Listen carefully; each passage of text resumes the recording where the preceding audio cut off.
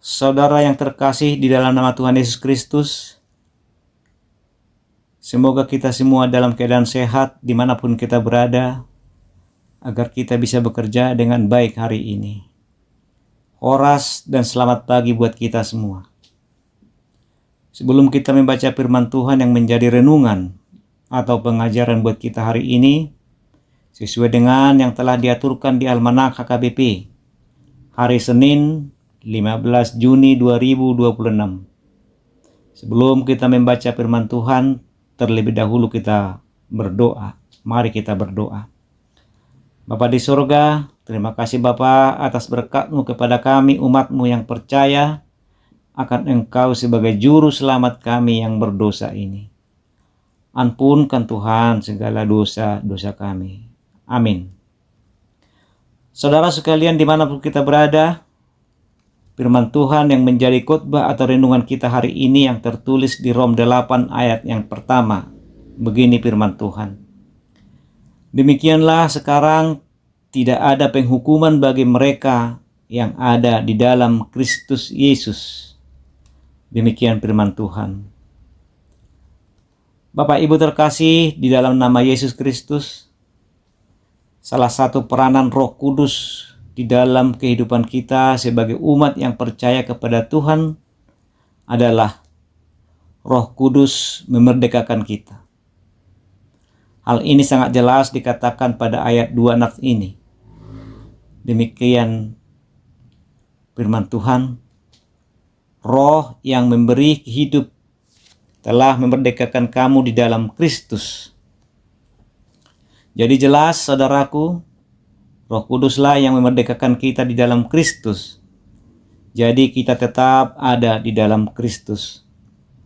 Roh Kudus ini menjadi sarana sehingga kita beriman kepada Yesus Kristus.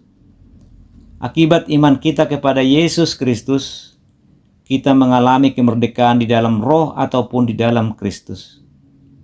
Jadi kita dimerdekakan dari apa? Seperti yang tertulis di bagian terakhir ayat 2 ini, ialah dari hukum dosa dan hukum maut.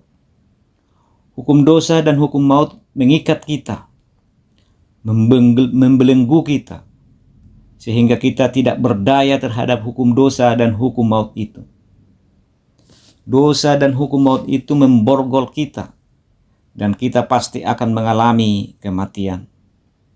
Tetapi oleh karena Kristus sudah mati demi dan untuk menebus dosa kita, akhirnya kita melalui pekerjaan Roh Kudus percaya dan beriman kepada Yesus Kristus, sehingga kita mengalami kemerdekaan, baik dari hukuman dosa maupun dari hukuman maut.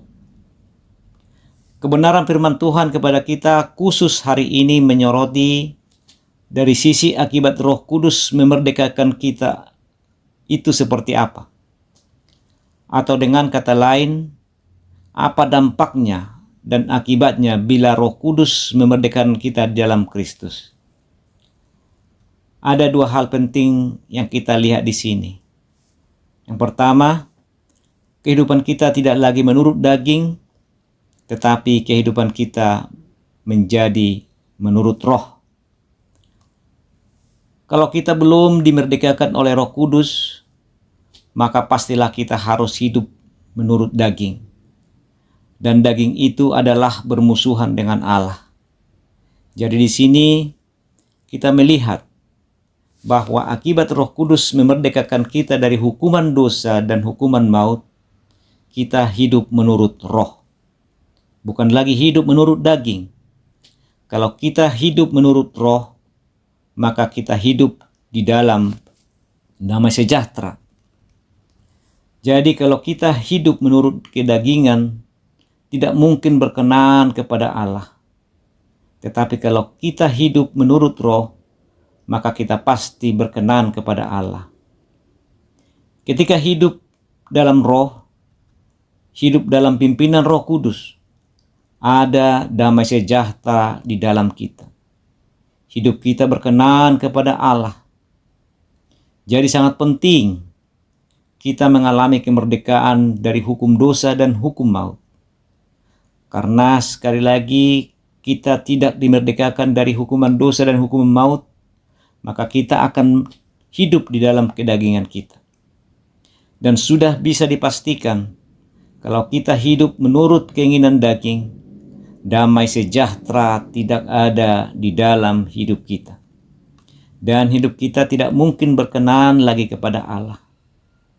Tetapi ketika kita dimerdekakan dengan Roh Kudus dari kuasa dosa dan dari kuasa maut, maka kita bisa hidup di dalam damai sejahtera dan sekaligus hidup kita berkenan kepada Allah.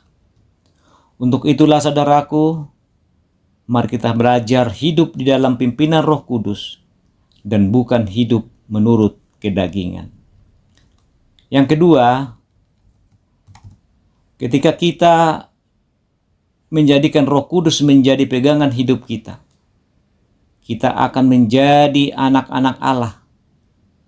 Kita dijadikan menjadi anak Allah. Dan saya percaya ini suatu hak yang istimewa bagi kita semua yang percaya kepada Tuhan Yesus. Kita akan diberikan hak istimewa karena kita semua sudah menjadi anak-anak Allah. Karena kita kalau sudah menjadi anak-anak Allah, kita akan menjadi pewaris kerajaan surga dan juga dimuliakan bersama-sama dengan Kristus. Karena kita semua sudah menjadi anak-anak Allah. Sehingga kita semua mendapatkan hak istimewa dari Allah. Seperti perlindungan Tuhan, penyertaan Tuhan, pemberkatan Tuhan, dan lain sebagainya.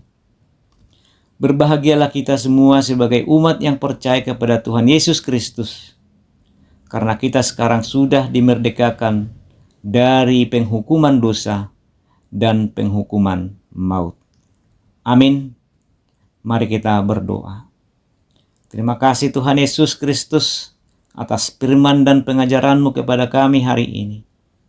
Berkati kami semua umat yang berseru dan memohon kepadamu. Ampunkan segala dosa-dosa kami Bapa. Amin. Demikianlah saudaraku, khotbah atau renungan kita hari ini. Salam.